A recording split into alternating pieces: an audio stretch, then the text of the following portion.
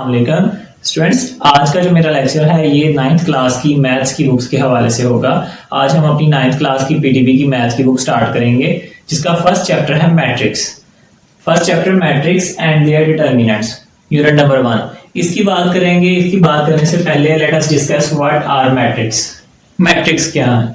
Matrix are the rectangular array of collection of number. Matrix जो है वो rectangular arrangement है या कलेक्शन ऑफ नंबर्स की एक रेक्टेंगुलर अरेंजमेंट है। लाइक ये एक मैंने नंबर लिखा 0 1 2 3 4, ये एक नंबर है। अब जब हम इसको मैट्रिक्स में लिखेंगे तो हम रेक्टेंगुलर अरे में लिखेंगे 0 1 2 3 4 7, और रेक्टेंगुलर अरे को क्लोज किया जाता है ब्रैकेट्स के अंदर। मैट्रिक्स में किसमें क्लोज किया जाता है? ब्रैकेट्स के अंदर। अब जब हम ये नंबर रेक्टेंगुलर अरे में लिख के ब्रैकेट्स लगा देंगे तो ये क्या बन जाएगा? मैट्रिक्स। ओके स्टूडेंट्स, मैं दोबारा रिपीट कर रहा हूं, मैट्रिक्स क्या है?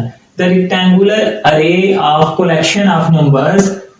द रेक्टेंगुलर, ये देखेंगे रेक्टेंगुलर अरे बन गया और इनक्लोज्ड बाय ब्रैकेट्स, ब्रैकेट्स के अंदर इनक्लोज्ड हो गया, इज कॉल्ड अ मैट्रिक्स। क्या कहलाएगा? मैट्रिक्स।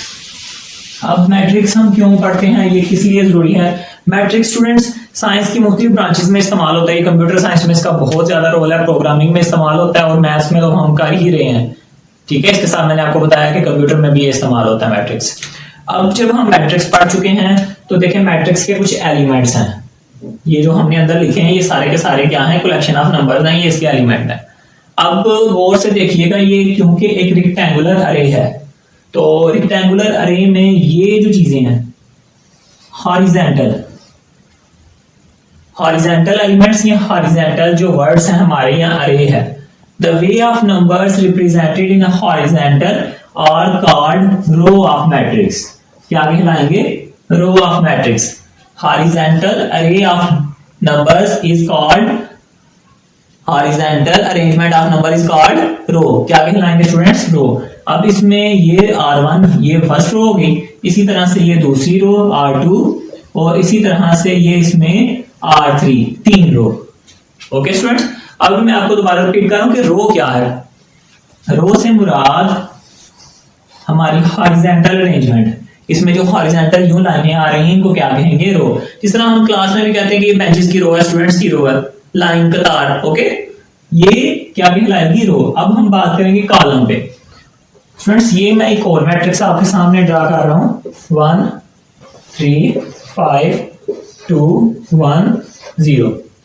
अब इसमें कॉलम कौन कौन से हैं? वर्टिकली जो वर्टिकल अरेंजमेंट है इसमें नंबर की वो क्या कहलाएगी? कॉलम। वो क्या कहलाएगी? कॉलम। ये क्या कहलाएंगे? कॉलम। अब इसमें ये फर्स्ट कॉलम हो गया, ये सेकंड कॉलम हो गया। अब स्टूडेंट्स हम अपनी बुक की तरफ बढ़ते हैं।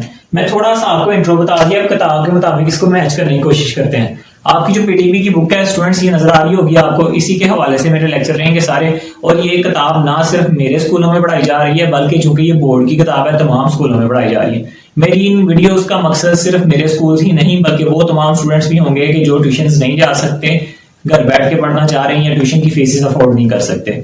मेरा ये लेक्चर उन तमाम स्टूडेंट्स के लिए भी है, ना सिर्फ मेरे स्कूल्स के लिए बल्कि तमाम स्टूडेंट्स के लिए जो अफोर्ड नहीं कर सकते ट्यूशंस को। और इंशाल्लाह जो बच्चे ये पढ़ेंगे लेक्चर्स के साथ उनको ट्यूशन की जरूरत भी नहीं पड़ेगी।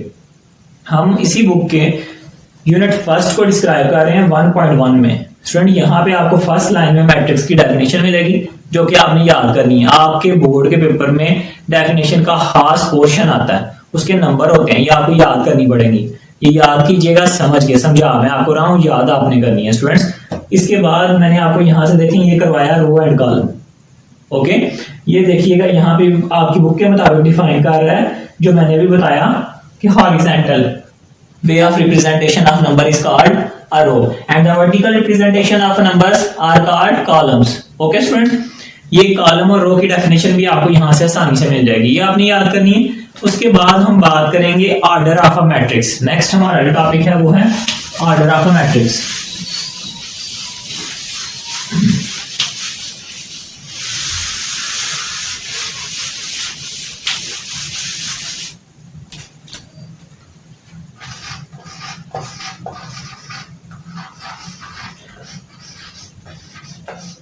स्टूडेंट्स या आपकी जो बुक पे हमारी एक्सरसाइज 1.1 है, ये उसका फर्स्ट क्वेश्चन भी है। जब मैं ये आपको पढ़ा रहा हूँ उसके साथ साथ ही आपका क्वेश्चन भी सॉल्व हो जाएगा और ये आपने कॉपी पे हल भी कर लेना, जो कि आप आसानी से कर लेंगे। ऑर्डर ऑफ मैट्रिक्स क्या कहलाता है? ऑर्डर ऑफ मैट्रिक्स से मुराद हम देखते हैं कि एक कॉलम में कितनी रोज हैं और कितने कॉलम्स हैं। क्या मैं कह रहा हूं? कितने मैट्रिक्स में रो और कितने कॉलम हैं, और इसको हम लिखते हैं m by n. m by n, m से मुराद यहां पे हमारी रो है और n से मुराद कॉलम, n से मुराद कॉलम। अब ऑर्डर ऑफ मैट्रिक्स क्या डिस्क्राइब करता है? ऑर्डर ऑफ मैट्रिक्स एक्सप्लेन करता है कि एक कॉलम में कितने रो और कितने एक मैट्रिक्स में कितने रो और कितने कॉलम है। मिसाल के तौर पे, let a matrix A which is equals to 0 3 2 1 2 3। Students जरा इसको गौर से देखिएगा, इसमें रो कौन कौन सी हैं। मैं पॉइंट लगा रहा हूं, देखिएगा आया ठीक हो रहा है। 1 2 और 3, ये क्या हो गई? इसकी रो हो गई। ओके, 1 2 एंड 3, 3 रोज हो गई इसकी। अब हम क्या लिखेंगे रो वाली जगह पे? 3 बाय।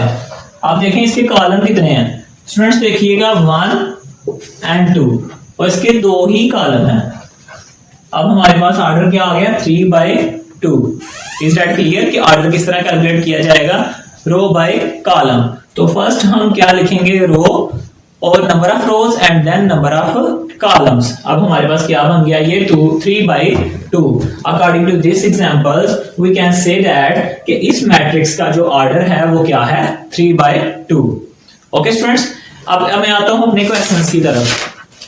आप अपनी एक्सरसाइज 1.1 का फर्स्ट क्वेश्चन देखें। 1.1 का जो फर्स्ट क्वेश्चन है स्टूडेंट,